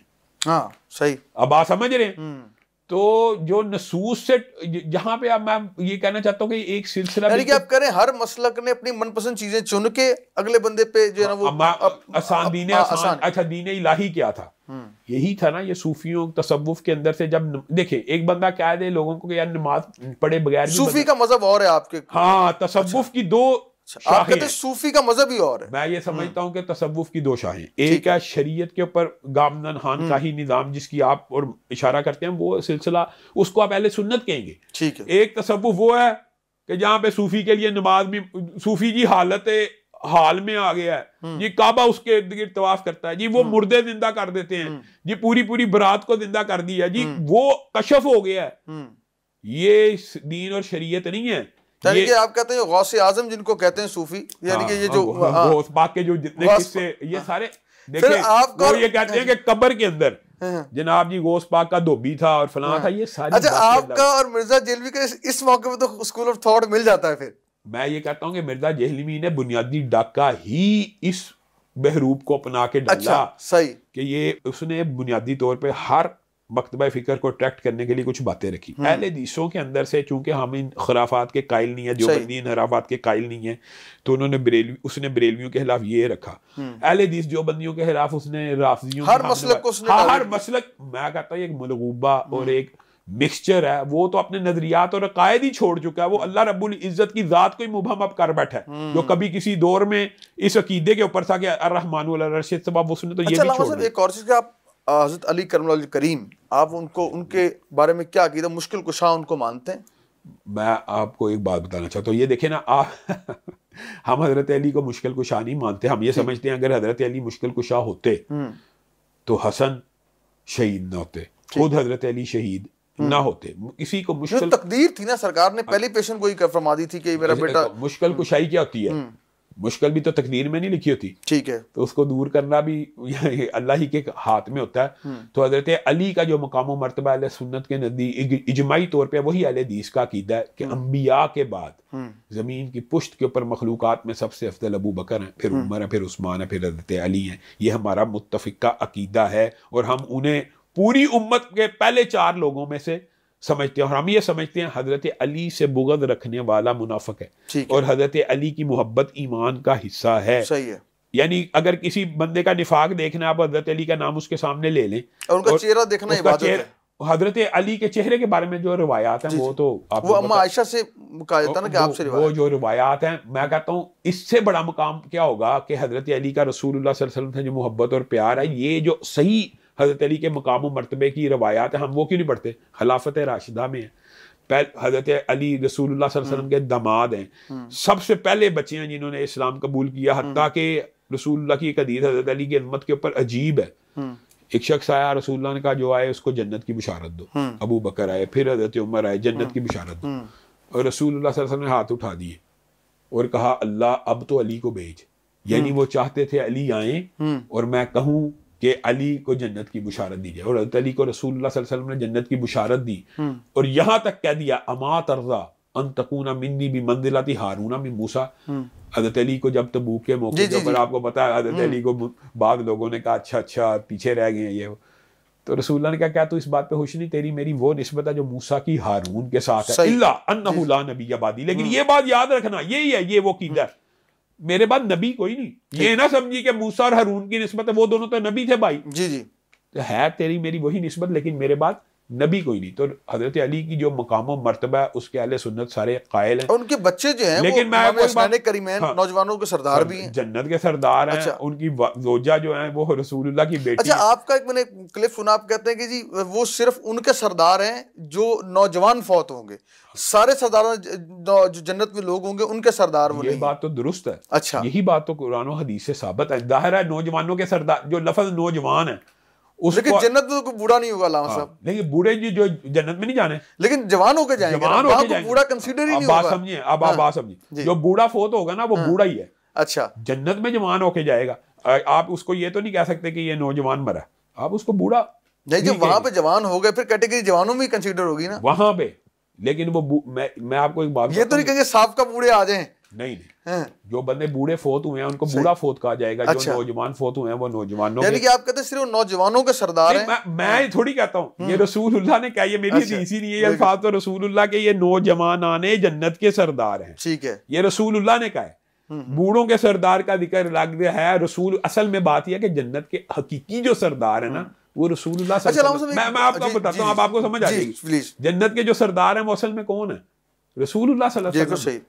تو رسول اللہ بھی تو جوان ہو کے جائیں گے، تو کیا وہ رسول اللہ کے بھی سردار ہیں؟ یہ باتیں نہیں کرنی چاہیے. انبیاء کے سردار، اصل میں جنت کے سردار رسول اللہ صلی اللہ علیہ وسلم ہوں گے، اور نوجوان جو دنیا میں فوت ہوئے ان کے سردار حسنوں سے. اچھا علامہ صاحب، آپ پہ ایک بہت زیادہ ایک بلیم لگاتے ہیں لوگ، اور آپ کو اس معاملے میں کہتے ہیں کہ آپ یزید کو ڈیفینڈ کرتے ہیں اور اس کو رحمت اللہ کہتے ہیں.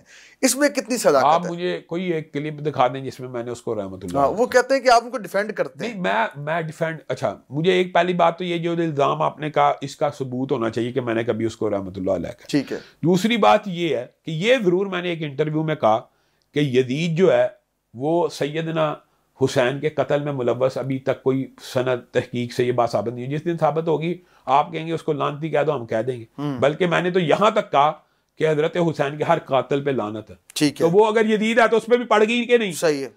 ہم یہ سمجھتے ہیں، حقیقت ہے، اور یہ حقیقت ہے کہ سیدنا حسین کو شہید کرنے والے کوفی تھے.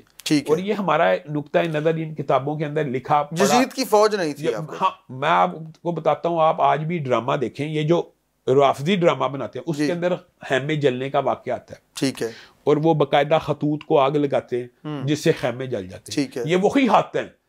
جب کوفہ سے جب یہ فوج آئی ہے یزید کی، تو کوفیوں نے از خود یہ پلاننگ کی کہ سیدنا حسین کو قتل کر کے ان کو پیش کر دینا چاہیے اس کا سر، تاکہ جو خطوط ہم نے لکھے، اب تو رعد افشا ہو جائے گا. سیدنا حسین بتا دیں گے مجھے ان لوگوں نے خط لکھے تھے، وہ رعد افشا ہو جائے گا. بنیادی طور پہ یہ اختلاف ہے، لیکن اگر آپ اجمالی طور پہ کہیں سن لیں، ابھی آپ کے سامنے کہتا ہوں، ہر وہ شخص جو سیدنا حسین کے قتل میں ملوث ہے اس کے پر اللہ، رسول اور فرشتوں کی لعنت. یعنی کہ لیک آف نالج تھا، اس کے علم میں نہیں تھا. آپ کہتے ہیں یزید کے بالکل نہیں تھا. ہماری یعنی کہ پھر آپ اس بات کو بھی مانتے ہوں گے کہ وہ نالائق حکمران تھا، وہ نالائق آدمی تھا جس کو بٹھا دیا گیا. نالائق حکمران ہوا کہ اس کو پتہ ہی نہیں اس کی ریاست میں کیا ہو رہا ہے. بٹھا دینے والی جو باتیں وہ ایک الگ آپ پھر پیرامیٹر کی طرف لے جائیں گے. بنیادی طور پہ ہم یہ کہتے ہیں اگر مجھے اجازت دیتے میرے سوال کو مکمل کرنے کی کہ ان کے نالائق حکمران تھا، یہ بات پھر واضح ہوئی، پھر جناب اس کو بٹھانا نہیں چاہیے تھا کہ ایک نالائق آدمی کو بٹھایا جا رہا ہے مسند پہ. مجھے ایک بات بتائیں، میں تو یہ کہتا ہوں کہ آپ اگر یہ کہتے ہیں کہ نااہل تھا اور اس کو پتہ نہیں تھا تو ایسے واقعات سردرد ہو جاتے ہیں، اور بنیادی طور کے اوپر یہ اس کی نااہلی ہے کہ ان کے دور کے اندر سیدنا حسین شہید ہوئے. اس کے اوپر تو کسی کو اعتراض نہیں ہے. اس بات کے اوپر ہمیں اعتراض جس بات کے اوپر ہے نا بنیادی طور پہ وہ کچھ الزامی باتیں ہیں، لیکن وہ معاشرہ اس چیز کا متحمل نہیں ہو پاتا. جو کہتے ہیں جی اصل میں ہمیں مسئلہ ہے سیدنا امیر معاویہ کے دفاع کا. حقیقت میں اصل بات وہ یہ کہتے ہیں، یہ دیکھو جی یزید نو پایا تخت پہلا بندہ ہے سیدنا امیر معاویہ جن نے اپنے بیٹے نو اقتدار دیتا. ہم کہتے ہیں یہ جھوٹ آپ بولتے ہیں. ٹھیک ہے. حضرت علی کے بیٹے حسن بھی خلیفہ ہمارے. لیکن آپ کو پتا حضرت حسن کو 6 ماہ، اب آپ دیکھیں علم اتنا عام ہو گیا، ہم حضرت حسن کو خلیفہ نہیں مانتے. مانتے کتنے ماہ؟ 6 ماہ خلافت راشدہ. اور آپ نے جو نا صلح کروائی دو گروہوں. اب آپ یہ بتائیں کہ پہلا حکمران، یہ جھوٹ نہیں ہے کہ پہلا جو بیٹا بنا وہ یزید تھا، امیر معاویہ نے بنایا. یہ تو جھوٹ ثابت ہو گیا نا. پہلا بیٹے تو حضرت حسن تھے، لیکن وہ سرکار کی پیشن گوئی تو تھی نا. لیکن یہ الزام تو جھوٹا ثابت ہو گیا کہ پہلا بیٹا نہیں، لیکن نالائق ان کا بیٹے کی سیدنا امیر معاویہ کے اوپر الزام لگانا نہیں. علامہ صاحب وہ بات آپ درست کہہ رہے ہیں، صحابی رسول ہے. بس یہ بات ہمیں اس سے کوئی لینا دینا ہے. ہمیں سیدنا امیر معاویہ کے عمل کے اوپر جو اعتراض کیا جاتا ہے جی وہ پہلے ہیں. سر ود ڈیو ریسپیکٹ ایک چیز عرض کرنا چاہ رہا ہوں کہ وہاں پہ یہ بھی دیکھنا پڑ رہا ہے کہ وہ اس کے جو حالات تھے جو ہے نا یزید کے، وہ سارے کتنے عیب تھے. عیب ہونے کے باوجود بٹھا دینا. کہتا ہوں یہ باتیں ساری آپ کی درست ہو سکتی ہیں، لیکن یہ ایلیگیشن لگانا کہ جناب پہلے تھے، یہ جھوٹ ہے. پہلے اسی طرح صحابی رسول ہیں، قابل تعظیم ہے. ہمارا مسئلہ یہ اب آپ بات سمجھیے، اگر یہ سیدنا امیر معاویہ، میں دوسری بات عارف بھائی، یہ بات سیدنا امیر معاویہ کی تو نہ نہ کریں، اللہ کی قسم اختلاف ختم ہو جائے. لیکن اچھا یہ بھی اجماعی بات ہے. ساجد نقوی صاحب آپ کو پتا مجلس عمل کا حصہ تھے، اور وہاں پہ ہم نے اتفاق کیا تھا کہ مقدسات اہل سنت کی توہین نہیں ہوگی. ٹھیک ہے، صحیح ہے. دیکھیں ہیٹ سپیچ ڈیفرنٹ چیز ہے، اختلاف رائے ڈیفرنٹ. اپنے گھروں کے اندر بیٹھ کے یہ جو مرضی کریں، لیکن کسی اہل سنت کے سامنے سیدنا امیر معاویہ کی گستاخی کرنا ہیٹ سپیچ ہے. ٹھیک ہے. یہی مقدمہ ہم یورپ کے سامنے لڑتے ہیں رسول اللہ صلی اللہ علیہ وسلم کا، کہ آپ بکواس جو ہے، آپ رسول اللہ صلی اللہ علیہ وسلم کے نظریات سے اختلاف کریں، لیکن اگر آپ ان کی ذات کو برا کریں گے، یہ مسلمانوں کی ایک مقدسات ہیں، اس کو ہم ہیٹ سپیچ سمجھتے ہیں. یار بنیادی بات یہ ہے، ہم یہ سمجھتے ہیں کہ اگر سیدنا امیر معاویہ، اور یہ بھی ایک بات یاد رکھیں، یہ سیدنا امیر معاویہ کے خلاف نہیں ہے روافظ، یہ حضرت ابو بکر کے بھی خلاف ہیں، یہ حضرت عمر کے بھی خلاف ہیں. اب میڈیا نے اللہ کے فضل و کرم سے لوگوں کی آنکھیں کھول دی ہیں. وہ حسن اللہ یاری اعلانیہ بیٹھ کے کہہ رہا ہے کہ میرے پہ ابو بکر و عمر کے ایمان کا مناظرہ کر لو. اب آپ بات بتائیں، مناظرہ کرنا کہ مباہلہ کرنا؟ میں حاضر ہوں کسی اہل تشیع، آج آپ کی وساطت سے شاید پہلی دفعہ کہہ رہا ہوں میڈیا کے اوپر، کسی شیعہ کو اگر شک ہے حضرت ابو بکر، عمر، عثمان، علی، سیدہ عائشہ، حفصہ، میں اس کے لیے مباہلے کے لیے تیار ہوں. آ جائے میرے سے مباہلہ کر لے. مناظرہ تو اب پیچھے رہ گئی نا، مباہلہ کر لے، بات ختم ہو جائے گی. اچھا آخری سوال آپ سے قبلہ، کہ آپ یزید کو برا بھی نہیں کہتے اور اس پہ اچھا بھی نہیں کہتے، تو یہ جو درمیانی رستہ ہے یہ کوئی جو نا سمجھ نہیں آیا. میں کہتا ہوں یہی رستہ اعتدال کا رستہ ہے. اچھا اس کی وجوہات ہیں، اور امام ابن تیمیہ نے اور ہمارے اکابر علماء نے اس حوالے سے بہت کچھ لکھا کہ یزید کیا اس لشکر میں شامل تھا جس نے قصد دنیا پہ حملہ کیا. آپ حضرت ابو ایوب انصاری کی قبر پہ چلے جائیں، وہاں پہ آج بھی یہی بات لکھی ہوئی ہے. اور وہ لشکر کی قیادت، ان وجوہات کی بنیاد کے اوپر ہم یہ کہتے ہیں کہ یار ایک شخص تل کا امت، ان کا یہ ایک امت ہے گزر گئی ہے، اللہ تعالیٰ نے اس کا فیصلہ کرنا. میں نے یا آپ نے یزید کو 100 مرتبہ جہنمی کہہ دیا، ہمارے کہنے سے ہو نہیں سکتا اگر اللہ نہ چاہے، اور ہم جہنمی نہیں ہو سکتا اگر اللہ نہ چاہے، اور ہم سارے اس کو جنتی کہہ دیں، ہم سارے اس کو ساری زندگی جنتی کہتے ہیں، اور اگر اللہ، یعنی کہ آپ کہہ رہے ہیں کہ ابھی بھی اس کو آپ کہتے ہیں کہ جی پاسبلٹیز نہیں ہے اتنا کچھ، اللہ کی مرضی ہے. تو اللہ تو اپنے حبیب کے ساتھ ہے نا. بے شک. ہاں تو پھر یعنی کہ جو حبیب کی حال ہے اللہ سے، میں یہی بات سمجھتا ہوں. اگر تو میں آپ کو پہلے کہہ چکا ہوں، اگر تو ہم اس کو قاتل سمجھتے ہوتے ہیں، اس کو لانتی بھی کہتے. آپ قاتل نہیں سمجھتے. صحیح. بنیادی بات یہ ہے، اس لیے اس کی تعریف بھی نہیں. میں کہتا ہوں میں اور آپ اس کو جنتی کہنا شروع کریں، مثال دے رہا ہوں کہ ہمارے کہنے سے جنت میں چلا جائے گا، دور تک نہیں. تو پھر بات کوئی بھی بندہ کسی کے کہنے سے جنتی یا جہنمی نہیں بنتا. اور خاص طور کے اوپر اس کی تکفیر کا فتویٰ آپ ہمیں دکھا دیں کہ اس کو کسی نے کافر کہا ہو یا غیر مسلم کہا ہو. بنیادی طور پہ اس لیے کہتے ہیں امام تیمیہ کا عقیدہ سب سے بہتر ہے اس لحاظ سے کہ نہ ہم اس سے محبت کرتے ہیں نہ ہم اس سے نفرت کرتے ہیں. ایک مسلمان بادشاہوں میں سے ایک بادشاہ تھا, اگر وہ سیدنا حسین کے قتل میں ملوث تھا تو اس کے اوپر اللہ کی لعنت ہو, اگر وہ اس سے بری تھا تو جنہوں نے اتنی لعنتیں ڈالنی ہیں اس کا بھی تو اجر و ثواب اس کو مل ہی رہا ہے. ایک ضمن آپ سے استفادہ حاصل کرتے جائیں, آپ وظائف دیتے ہیں, آپ کے وظائف میں نے دیکھا لوگ بڑی محبت سے یاد بھی کرتے ہیں اور لوگوں نے ازبر کر لیے ہوئے ہیں, ملینز میں ویوز ہو چکے ہیں. تو آپ تعویذ, دھاگا اور وظائف کے قائل ہیں؟ میں اچھا یہ جو آپ نے دیکھیں تینوں کو مکس کر دیا, تعویذ, دھاگا اور وظائف. تعویذ ہمارے معاشرے میں ایک ایسی چیز کو کہتے ہیں, وہ میں عربی اصطلاح کو چھوڑے ہمارے معاشرے میں رائج کی بات کروں, ٹھیک ہے, جس کو پہنا جائے, لٹکایا جائے, دھاگا جس کو باندھا جائے. ٹھیک ہے. میں آپ سے پوچھتا ہوں, رسول اللہ صلی اللہ علیہ وسلم نے کہا زمزم میں شفا ہے, شہد میں شفا ہے, ٹھیک ہے, کلونجی میں شفا ہے. کوئی شخص شہد کا, کلونجی کا اور زمزم کا تعویذ بنا کے زمزم کی بوتل یہاں پہ لٹکا لے, یا شہد کی بوتل لٹکا لے, یا کلونجی کی پوڑی بنا کے لٹکا لے, اس کو شفا ملے گی؟ نہیں. کھانے سے ملے گی. تو بنیادی طور پہ تعویذ جو تھا, تعوذ جو تھا, اللہ تعالیٰ کی پناہ میں آنا جو تھا, وہ اللہ کے کلام کو پڑھ کے ملنا کہ لٹکانے سے ملنا؟ ایمانداری سے بتائیے. ٹھیک ہے, پڑھ کے ملتا ہے. تو میں لٹکانے کا قائل نہیں ہوں, کہ جسم کے ساتھ باندھنے کا قائل نہیں ہوں, لیکن میں اس چیز کا قائل ہوں کہ جو بندہ اعوذ بکلمات اللہ التامات من شر ما خلق پڑھے گا 3 مرتبہ, اس کو کوئی چیز نقصان نہیں پہنچائے گی. لیکن بندہ کہ میں 3 دفعہ لکھ کے پہن لوں, برکت تو ملے گی کہ اسے نہیں ملے گی؟ اچھا, ویسے قرآن پاک کا لکھنا بھی باعث برکت ہے, لیکن اب جو آپ نے سوال کیا نا, آپ سے میں ایک سوال پوچھتا ہوں, اگر قرآن کی ایک آیت میں لکھوں شامل ظہیر یا فلاں فلاں فلاں, اور وہ آپ کو کہ یہ سرانے کے نیچے رکھا ہو, برکت آ جائے گی, جی, تو آپ ایمانداری سے بتائیے میرے اور آپ کے گھر میں پورے قرآن نہیں پڑھے ہوئے؟ بالکل پڑھے ہوئے, اور پڑھتے ہی نہیں ہیں, گرد جم گئی اوپر, ان سے برکت نہیں آئی. پورا قرآن پڑا ہوا الماری میں موجود تھا, اس سے برکت نہیں آئی, لیکن پیر نے ایک تعویذ, ایک آیت لکھ دی, سرانے کے نیچے رکھ دی, اس سے برکت آ جائے گی. اسے یہ بھی تو سکتا وہ پھر قرآن کا قاری ہو جائے, پڑھنا شروع کر دے. بنیادی طور پہ پڑھنا چاہیے, اور اگر برکت آنی ہو تو پورے قرآن کی. امام تیمیہ میں بتاتا ہوں, برکت آنی ہو تو قرآن سے زیادہ آئے گی کہ ایک آیت سے. اچھا, یہ بات کتنی سچ ہے کہ امام تیمیہ کے بارے میں کہا جاتا ہے کہ ان کے بھی گلے میں ایک تعویذ تھا؟ نہیں, یہ بات جو بنیادی طور پہ کہی جاتی ہے یہ بات درست نہیں ہے, لیکن یہ بات جو اصل ہے نا, اس دور میں پارا ہوتا تھا, مختلف چیزیں ہوتی ہیں جس سے جوں وغیرہ بھاگ جاتا ہے, جیسے بعض لوگ ریشم جن کو خارش ہو, تو اس طرح کے وہ تعویذ نہیں تھا, وہ میڈیکلی کوئی چیز اس طرح کی ہوتی ہے جو ریپیلنٹس ہوتے ہیں جوؤں کے وغیرہ کے, اس بارے میں یہ بات درست نہیں ہے. ٹھیک ہے, بہت شکریہ, بہت سارے موضوعوں سے بات کی, آپ نے بڑی فراغ دلی سے جواب دیا, اور بڑا آپ سے بات کر کے ہمیشہ کے لیے جب مزہ آیا آپ سے بات کر کے, اور جو ہے نا اللہ تعالیٰ آپ کو خوش و خرم رکھے اور اس ادارے کو اللہ آباد رکھے. بہت شکریہ قبلہ آپ کا.